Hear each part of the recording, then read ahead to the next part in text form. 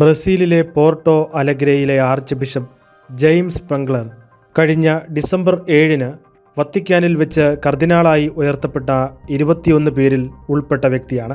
സ്ഥാനാരോഹണ ചടങ്ങ് കഴിഞ്ഞ് തൊട്ടടുത്ത ദിനം ഫ്രാൻസിസ് പാപ്പായോട് അദ്ദേഹം വത്തിക്കാനിൽ വെച്ച് ചോദിച്ച ഒരു ചോദ്യത്തിന് പാപ്പ സരസമായി നൽകിയ മറുപടിയാണ് ഇപ്പോൾ വൈറലായിരിക്കുന്നത്. കർദിനാൾ തന്നെയാണ് പാപ്പായുടെ തമാശ കലർന്ന മറുപടി പൊതുസമൂഹത്തിന് മുന്നിൽ പങ്കുവച്ചത്. സ്ഥാനാരോഹണ ചടങ്ങുകൾക്ക് ശേഷം തൊട്ടടുത്ത ദിനമായിരുന്നു കർദിനാൾ സ്പെംഗ്ലർ പാപ്പായുടെ താടിയിലെ ചോര കല്ലിച്ച പാട് ശ്രദ്ധിക്കുന്നത്. അദ്ദേഹം ഇത് കണ്ട ഉടനെ തന്നെ പാപ്പായോട് മുഖത്തിന് എന്തു പറ്റി എന്ന് ചോദിച്ചു. അതിന് പാപ്പ നൽകിയ മറുപടി കേട്ട് ചോദ്യം ചോദിച്ച കർദിനാൾ ഉൾപ്പെടെ ചിരിച്ചുപോയി.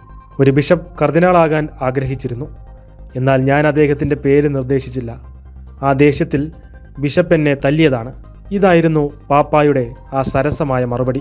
പാപ്പായുടെ മുഖത്തെ പരിക്കുമായി ബന്ധപ്പെട്ട വാർത്തകൾ സ്ഥാനാരോഹണ ചടങ്ങിന് ശേഷം തന്നെ വലിയ ചർച്ചാ വിഷയമായിരുന്നു. മേശയിൽ മുഖം തട്ടിയാണ് പാപ്പായ്ക്ക് പരിക്കേറ്റതെന്ന് വത്തിക്കാൻ തൊട്ടു പിന്നാലെ വിശദീകരണം നൽകുകയും ചെയ്തിരുന്നു. കർദിനാളായി സ്ഥാനമേറ്റ ശേഷം തൻ്റെ അതിരൂപതയിൽ നടത്തിയ ഒരു മീറ്റിംഗിലാണ് അദ്ദേഹം ഈ സംഭവത്തെക്കുറിച്ച് പറഞ്ഞത്. പരിക്കേറ്റ അവസ്ഥയിലും സ്ഥാനാരോഹണ ചടങ്ങിൻ്റെ അവസാനം വരെ പാപ്പായുടെ സാന്നിധ്യമുണ്ടായിരുന്നു.